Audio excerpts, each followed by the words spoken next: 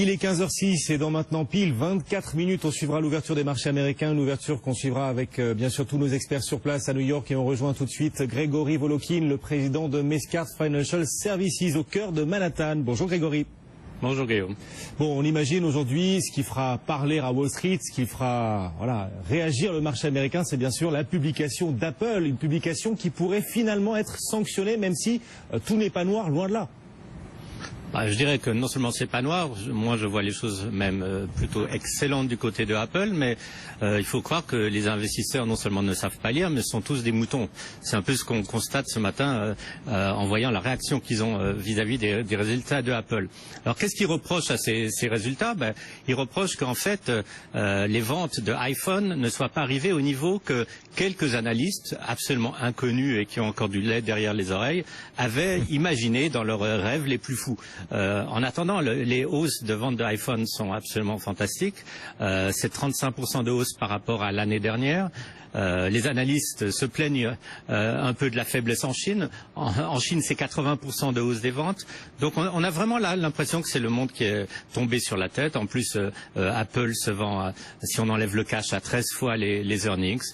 Je dirais c'est beaucoup de bruit pour rien et les gens raisonnables aujourd'hui en regardant Apple se disent que c'est un mot que j'aime pas employer mais que c'est une opportunité d'achat, d'autant plus que 72% des détenteurs de iPhone 5 n'ont pas encore acheté un iPhone 6, n'ont donc pas encore upgradé leur téléphone alors qu'on sait très bien que c'est quelque chose qui va arriver automatiquement. Sûrement même déjà à partir du mois de septembre avec un nouveau modèle de iPhone. Ouais, donc de belles perspectives encore pour Apple, une montagne de cash, on le disait, une montagne de cash qui dépasse pour la première fois le 200 milliards de dollars et pourtant ce titre Apple qui devrait être sanctionné tout à l'heure à l'ouverture de Wall Street. Grégory, oui, les investisseurs sont désormais trop gourmands autour d'Apple et autour peut-être aussi d'autres valeurs de Wall Street. Je ne sais pas s'ils sont trop gourmands ou s'ils sont peut-être pas très malins, disons, parce que ils lisent pas les bonnes choses. On a déjà vu ça hier dans la lecture des résultats de IBM. Aujourd'hui, vous avez deux autres compagnies qui ont publié après la clôture, c'était Yahoo et Microsoft. Yahoo est, à mes yeux en tout cas, en train de réaliser une sorte de renaissance avec des très beaux chiffres d'augmentation du nombre de recherches, du nombre du contenu, du nombre de visiteurs, enfin que des bons chiffres, sauf que évidemment ils augmentent leurs dépenses en marketing.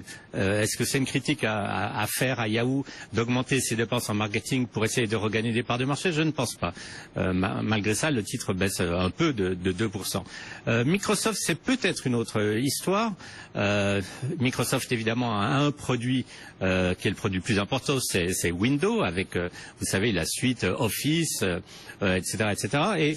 Et vu qu'il y a une forte baisse de vente des ordinateurs personnels, automatiquement il y a une baisse de vente de ces licences. Donc ça c'est le gros business pour Microsoft qui est en baisse, ça c'est clair.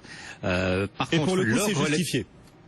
Je dirais c'est déjà plus justifié puisque ils ont un relais de croissance, mais ce relais de croissance qui est le software dans le cloud représente à peine 20% des revenus pour le moment. Donc oui, on peut dire que 80% de leurs activités sont en train de ralentir. C'est absolument le contraire pour aussi bien Apple dont on parlait tout à l'heure que pour Yahoo. Donc il faut vraiment faire des analyses très différenciées, très subtiles et c'est dommage que tout le monde parte un peu comme je le disais, comme des moutons dans le même sens. Ouais, on va voir si ça se confirme à l'ouverture tout à l'heure. Merci Grégory Volokin, le président de Mescart Financial Services avec nous en direct. On suivra bien sûr cette ouverture tout à l'heure avec Sabrina à 15h30.